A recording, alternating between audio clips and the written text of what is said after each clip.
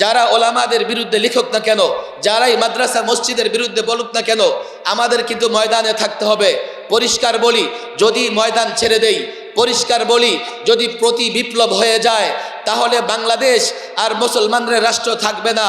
এটা গুজরাটের মতো, কাশ্মীরের মতো কোনো একটা রাষ্ট্র হয়ে যাবে। পরিষ্কার বলি, স্পষ্ট বলি, নিজেকে জাগ্রত রাখতে হবে, সচেতন রাখতে হবে। যদি হিন্দুত্ববাদী শক্তি, মূর্তি পূজারী, দেশ বিরোধী শক্তি কোন ধরনের প্রতি বিপ্লব করার চেষ্টা করে, রব্বে কাবার কসম, যার যা কিছু আছে, যে যেখানে আছে না কেন, যে যেই দল করুক না কেন, প্রত্যেকে 24 ঘন্টার নোটিশে ফ্যাসিবাদের দোসরদের বিরুদ্ধে লড়াই করবার জন্য ময়দানে নেমে আসতে হবে।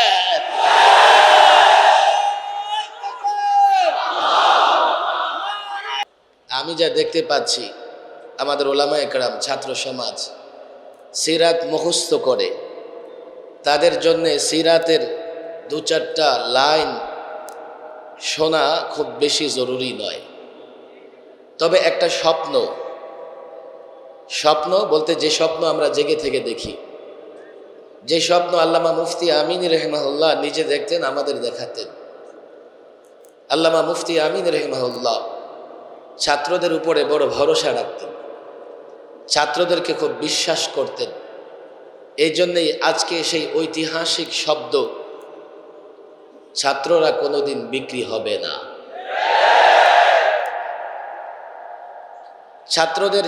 ছাত্রদের মাধ্যমেই আমরা একটা নতুন বাংলাদেশ পেয়েছি। আজকে আমরা মুক্ত।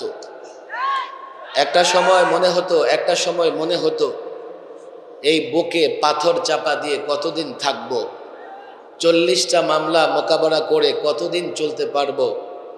মুক্ত আকাশের নিচেও নিজেকে কারাবন্দী মনে হতো। চিৎকার করে ভিতর থেকে কান্না আসতো, কবে পরিবর্তন হবে, কবে আবার দারাজ কণ্ঠে কথা বলতে পারবো। ভয়, ভীতি ইত্যাদি পদদলিত করে কবে আবার জনতার সামনে কথা বলতে পারবো। ছাত্র সমাজের আন্দোলনে খুব দ্রুতই আল্লাহ তাবারক ওয়া তাআলা ব্যবস্থা করে দিয়েছেন, পট পরিবর্তন হয়েছে। আজকে ওলামা একরাম দেশের সর্বত্র প্রোগ্রাম করতেছে, আর এই প্রোগ্রামগুলো 2-4 হাজার লোকের নয়। টিএসসিতে প্রোগ্রাম হোক আর কোনো জেলা মহানগরের প্রোগ্রাম হোক, আলেমরা যেখানেই বক্তৃতা করতেছে সেখানেই হাজারো লাখো লোকের জমায়েত হয়ে যাচ্ছে। এটাই বাংলাদেশের বাস্তবতা, এটাই বাংলাদেশের আসল পরিচয়। কিন্তু বিগত রেজিম সরকার তারা বাংলাদেশের পরিচয় বদলে দিতে চেয়েছে। এই দেশটা পত্তলিকদের দেশ, মূর্তি পূজারীদের দেশ, তা বারবার তারা প্রমাণ করতে চেয়েছে। বাংলাদেশ তাওহীদি জনতার দেশ, শান্তিপ্রিয় শান্তিকামী জনতার দেশ। এই আন্দোলনের মাধ্যমে তা প্রমাণিত হয়েছে। সারা বাংলাদেশে শান্তিপূর্ণ পরিবেশে প্রতিদিন ওলামা একরাম প্রোগ্রাম করতেছে। বাকি আল্লামা মুফতি আমিন রহিমাউল্লাহ যে স্বপ্ন দেখতেন, আমি মনে করি বাংলাদেশে এবারকার ছাত্রদের আন্দোলনের মাধ্যমে এই স্বপ্নটা আংশিক প্রতিফলিত হয়েছে। আমরা ফেসিবাদকে হটিয়ে একটা মুক্ত নতুন দেশ গঠন করতে পেরেছি। তবে চূড়ান্ত বিজয়ের জন্য আমাদেরকে আরেকটু লড়াই করতে হবে। পট পরিবর্তন হলেই আমি যা চাই সবই করতে পারবো না। পট পরিবর্তন হলেই এই মানব সমাজে শান্তি প্রতিষ্ঠার জন্য, রাষ্ট্রীয়ভাবে শান্তি প্রতিষ্ঠার জন্য ইসলামের বিকল্প নাই, রাসূলুল্লাহ সাল্লাল্লাহু আলাইহি ওয়াসাল্লামের আদর্শের বিকল্প নাই। আমি তো মনে করি আমাদের এটা প্রাথমিক বিজয় ছিল। আমরা যেদিন ঘর থেকে রাষ্ট্র সর্বত্র রাসূলুল্লাহর আদর্শ বাস্তবায়ন করতে পারবো, সেদিন আমাদের চূড়ান্ত বিজয় হবে। পরিষ্কার বলি, ছাত্রদের কাছে আবেদন রেখে বলে যাই, এবার যে সংগ্রাম আমরা করেছি, এবার যে আন্দোলন করেছি, এই আন্দোলন ছিল ফেসিবাদের বিরুদ্ধে, এই আন্দোলন ছিল বাংলাদেশের পক্ষে, এই আন্দোলন ছিল গণমানুষের পক্ষে, এই আন্দোলন ছিল গণমানুষের অধিকার আদায়ের জন্যে। আরেকটা আন্দোলন, আরেকটা সংগ্রাম হবে, যার নেতৃত্ব দেবে বাংলাদেশের তালেবান, যার নেতৃত্ব দেবে কওমি মাদ্রাসার ছাত্ররা, যার নেতৃত্ব দেবে আলেম ওলামাদেরকে যারা মহব্বত করে তারা। আমি পরিষ্কার বলি, আগামীর অভ্যুত্থান যা হবে, আগামীর গণ আন্দোলন যা হবে, সেই গণ আন্দোলনের পরে আমরা বাংলাদেশে পরিপূর্ণ ইসলামী হুকুমত দেখতে পারবো ইনশাআল্লাহ। এর জন্যই কাজ করতে হবে। শুধু বক্তৃতা সমাবেশ করে ঘরে ফিরে গিয়ে চুপ করে বসে থাকলে হবে না। একটা সময় এখন এমন হয়েছে, আমরা চাইলে ইসলামের সৌন্দর্য ঘরে ঘরে পৌঁছে দিতে পারি। আমি এই ছাত্র জনতাকে বলবো, এই সময়টা আসলে আমাদের অতীতের মতো কোনো সময় নয়। এই সময় আমরা প্রত্যেকটা যুবকের কাছে, প্রত্যেকটা বৃদ্ধের কাছে, প্রত্যেকটা ঘরে ঘরে আমরা যদি ইসলামের সৌন্দর্য পৌঁছাতে পারি, আগামীতে যখন আমাদের নেতৃত্বে আরেকটা গণ অভ্যুত্থানের সুযোগ হবে, এদেশের সমস্ত মানুষ আমাদের সঙ্গ দেবে। কথা ঠিক না বেঠিক? এখনই তো আমি যখন রাস্তায় বের হই, লালবাগের পাশে একটা গাড়ি রাখার জায়গা আছে রাস্তায়। গাড়ি ড্রাইভাররা বলে, হুজুর আপনারা আসার পর থেকে আর চাঁদা দেওয়া লাগে না। আমি বলি, যতদিন থাকবে আপনাদের চাঁদা দিতে হবে না, দুর্নীতি থাকবে না। ভারতীয় মিডিয়ায় কেবলমাত্র সংখ্যালঘু নির্যাতনের খবর ছাপানো হয়, আর বাংলাদেশের বাস্তবতা হচ্ছে, বাংলাদেশে এখন সংখ্যালঘুরা পৃথিবীর যে কোনো দেশের সংখ্যালঘু থেকে যে কোনো সময় থেকে ভালো আছে এবং শান্তিতে আছে।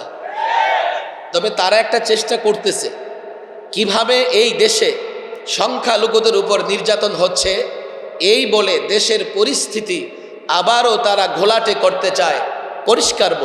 পরিষ্কার বলি, বিজয় স্বাধীনতা আনা যতটা সহজ, তার চাইতে স্বাধীনতা রক্ষা করা কিন্তু ততটা সহজ নয়। ছাত্র জনতাকে বলি, ষড়যন্ত্র হচ্ছে।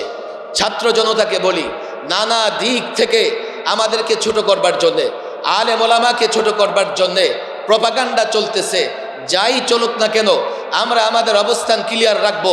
আমরা আমাদেরকে মুক্তিকামী শান্তিকামী মানুষের কাতারে রাখবো। যারাই প্রপাগান্ডা করুক না কেন, যারা ওলামাদের বিরুদ্ধে লিখুক না কেন, যারাই মাদ্রাসা মসজিদের বিরুদ্ধে বলুক না কেন, আমাদের কিন্তু ময়দানে থাকতে হবে।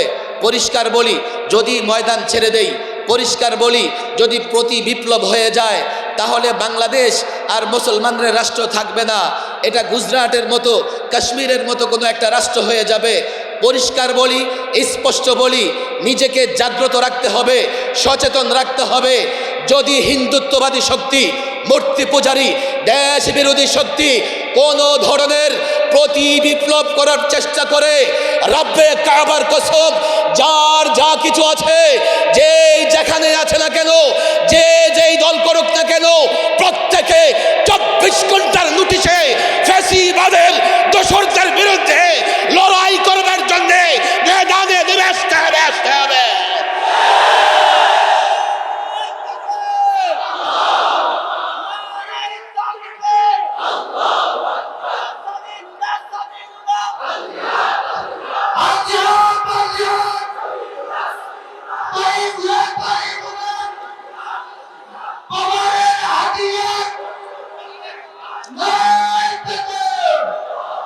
আমাদের দুজন মুরব্বী স্টেজে বসা আছেন।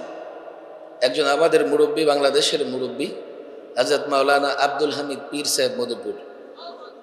আমার ডানে বসা আছেন আমাদের বড় ভাই, দীর্ঘদিনের যোদ্ধা হযরত মাওলানা জুনায়েদ আল হাবিব সাহেব। ওনারা বয়ান করবেন। আমি অসুস্থ মানুষ, শুধু আমার প্রাণের কলিজার টুকরা ছাত্রদের সঙ্গে দেখা করবার জন্য এখানে এসেছি। আল্লাহ তাবারক ওয়া তাআলা যেন আমৃত্যু দ্বীনের পথে লড়াই করবার তৌফিক দান করেন। ওমা তৌফিকি ইল্লা বিল্লাহ ওমা আলাইনা ইল্লাল